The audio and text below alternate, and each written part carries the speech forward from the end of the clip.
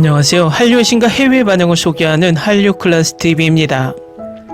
오늘은 한한령 10년의 균열과 진화, 중국 언론이 바라본 2026년 신한류 생존지도라는 주제로 중국의 한류 분석 기사를 인용해서 분석해드리겠습니다.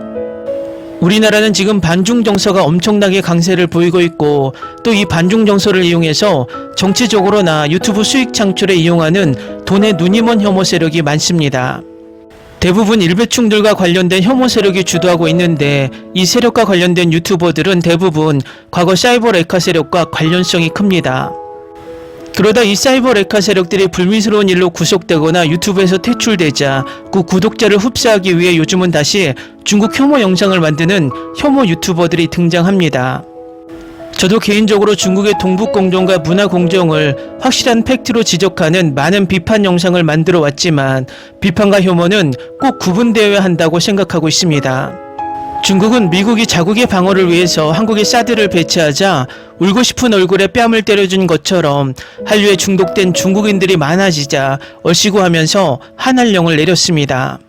결국 이 사드 배치는 중국과 무역을 하던 한국의 많은 기업과 엔터 회사들에게 막대한 손해를 가져왔지만, 사드 배치의 당사자인 미국은 우리에게 단 1원도 손해배상을 해주지 않았습니다. 더 얄미운 것은 우리 기업들이 중국에서 빠지자 그 빈자리를 채운 나라가 미국과 일본 기업들이라는 것입니다. 이처럼 미국이나 일본은 중국과 엄청나게 반목하면서 앞에서는 서로에게 칼을 겨냥하는 듯 보이지만 뒤에서는 자신들의 경제적 이익을 철저히 챙기고 있다는 것입니다. 그래서 우리는 중국과의 관계에서 비판할 것은 팩트로 비판하되 혐오 정서로 감정 소모와 경제적 손해를 볼 필요는 없다는 것입니다. 넷플릭스나 디즈니 플러스가 중국이 컨텐츠를 무자비할 정도로 많이 불법 시청해도 그것을 국제적, 법적 이슈로 키우지 않는 이유 중 하나는 14억이라는 인구를 보유한 소비시장이 언젠가 열릴 것이라는 확신이 있기 때문입니다. 그래서 당장에 컨텐츠가 불법 시청되며 손해보더라도 이 컨텐츠에 서서히 중독시켜 향후 중국 컨텐츠 시장을 노려보려는 전략도 있다는 것입니다.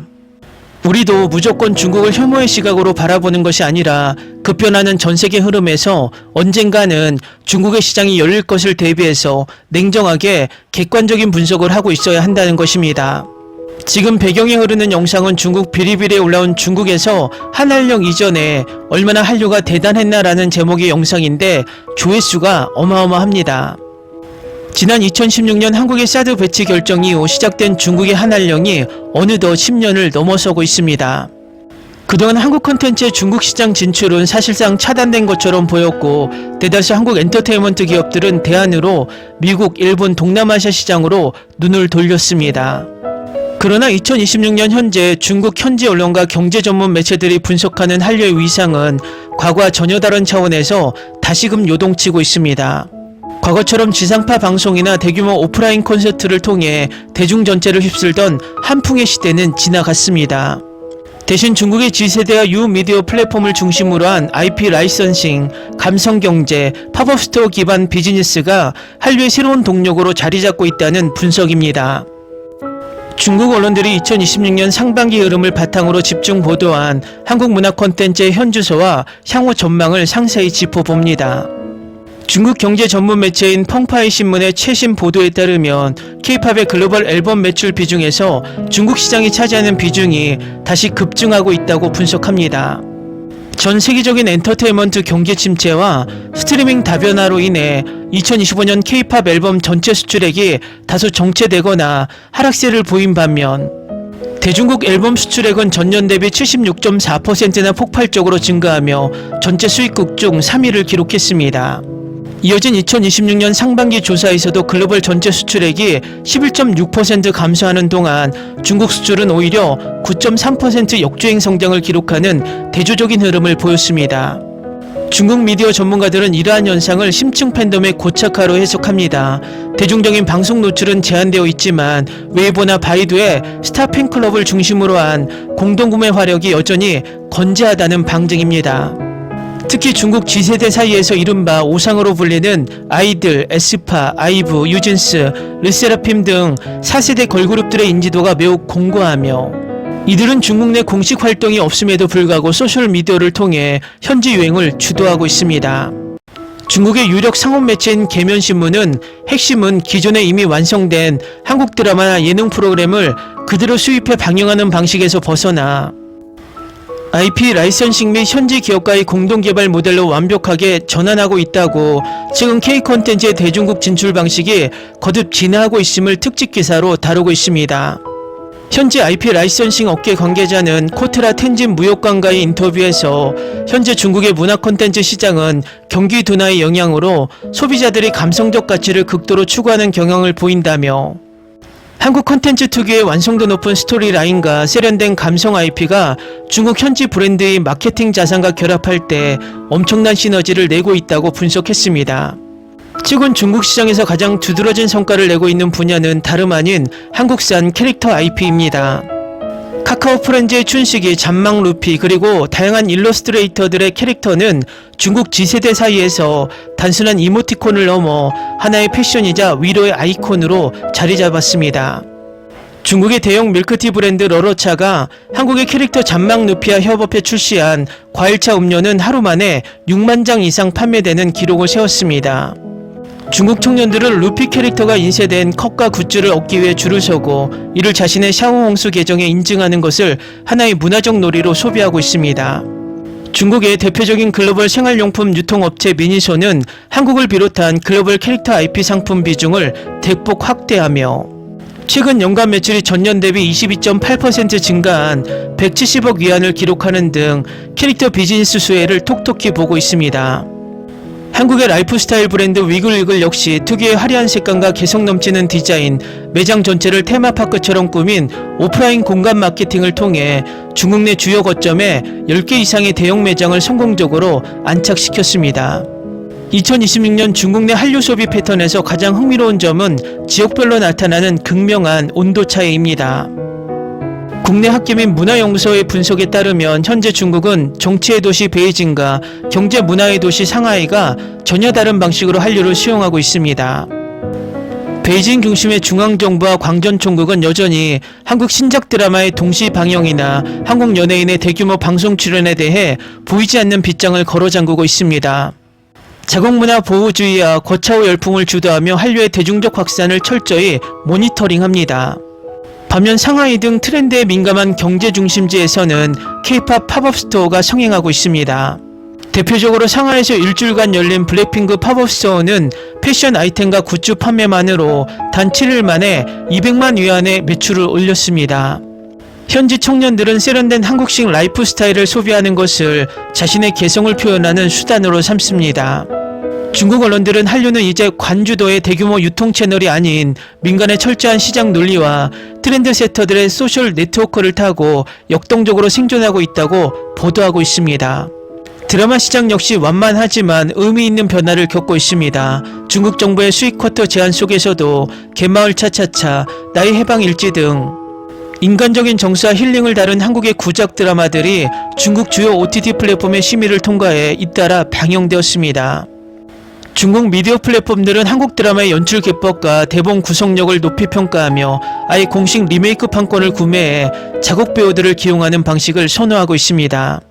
이는 한한령의 법적 정치적 리스크를 피하면서도 검증된 한류 콘텐츠의 흥행 요소를 고스란히 가져갈 수 있는 현지 제작사들의 생존 전략이기도 합니다. 그러나 동시에 중국 자체 미디어의 급부상도 경계해야 할 요소로 지적됩니다. 최근 중국 틱톡과 현지 OTT를 기반으로 한 쇼폼 사극 등을 앞세워 글로벌 미디어 시장에서의 영향력을 빠르게 확대하고 있습니다. 과거 한류가 개척해놓은 아이돌 미학과 세련된 쇼폼 소셜미디어 마케팅 전략을 중국 자국 미디어들이 완벽히 흡수하여 역수출하는 단계에 이르렀기 때문입니다. 2026년 현재 중국 언론이 바라보는 한류는 고사한 문화가 아니라 중국 G세대의 라이프스타일 깊숙이 침투해 형태를 바꾼 고부가가치 IP 비즈니스에 가깝습니다. 과거처럼 전면에 나서 대대적인 마케팅을 펼치거나 일방적인 콘텐츠 수출을 고집하는 방식은 현지 당국의 반발과 규제만을 부추길 뿐입니다. 현지 전문가들은 한국 기업들이 취해야 할 전략으로 다음 3가지를 제안합니다. 첫 번째, 철저한 현지화 및 공동 IP 개발, 중국의 자본 및 플랫폼 기업과 기획 단계부터 협력하여 법적 리스크를 최소화해야 한다. 두 번째, 소셜미디어 타깃 마케팅 강화, 샤오홍수, 도우인 등 Z세대가 직결하는 유미디어를 겨냥해 소유하고 싶은 굿즈와 인증하고 싶은 공간을 제공하는 감성 마케팅에 집중해야 한다. 세 번째, 수출 다변화 속 중국 시장의 재정이 중국을 대량 소비처로만 보던 시각에서 벗어나 고도화된 감성 트렌드를 시험하고 라이선싱 수익을 창출하는 정밀한 틈새 시장으로 재정의할 필요가 있다. 한중 관계의 정치적 기류 변화에 일희일비하기보다 형태를 받고 흐르는 물처럼 중국 청년들의 일상에 스며든 신한류의 진화된 문법을 정확히 이해하고 대처하는 지혜가 필요한 시점입니다. 분석 잘 보셨나요? 중국도 언젠가는 진짜 민주주의 국가로 바뀔 수 있고 시장을 완전히 개방할 수 있습니다. 미국과 일본은 위에서도 언급했지만 그 미래를 대비하고 있고 14억 시장을 자신들이 장악하려는 플랜을 짜고 있을 것입니다. 어쩌면 한류가 중국에서 한한령으로 맡고 있어도 이 열풍은 꺼지기는커녕 더 거세게 불고 있으니 경쟁을 해야 할 일본과 미국은 한국에서 중국에 대한 혐오 정서를 더 키우고 싶어하는 전략도 있을 것입니다. 지금 세계는 철저한 자국의 이익을 위해 경쟁을 하고 있습니다. 이념 전쟁은 이미 1990년도 초반 구소련의 몰락으로 민주주의의 승리로 끝났습니다. 대한민국 누구도 공산주의를 부러워하고 찬양하는 사람은 없습니다. 그저 극우 일배충 세력들이 자신들의 치부를 감추기 위해 선동의 수단으로 사용하는 것뿐입니다. 지금 우리는 철저하게 우리의 이익을 차지할 때이며 길거리에서 일장기와 성조기를 흔드는 저 매국노들의 선동에 놀아난다면 진짜 그들이 바라는 혐오에 중독된 일베사회가 될 것입니다. 우리의 한류는 정치와 이념을 초월해서 전세계 문화의 중심이 되어 우리 경제와 대한민국의 위상을 뒷받침하는 초석이 되어야 합니다.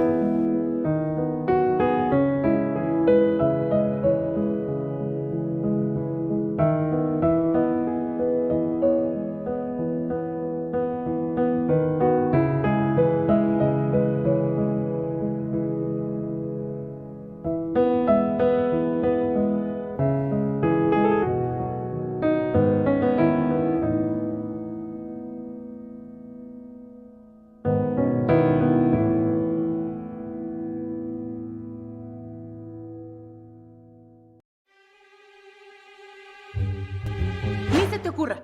Olvida el ganso y los tomates. No hables de las ballenas. No es un acuario. No actúes como tonta. Que eras una genio. ¿Sí? No vayas a presumir, a la gente no le gusta eso. Y no digas cosas sin sentido. Y bueno, ¿terminamos? Hasta pronto. Abogada, tengo mucha curiosidad por conocerla.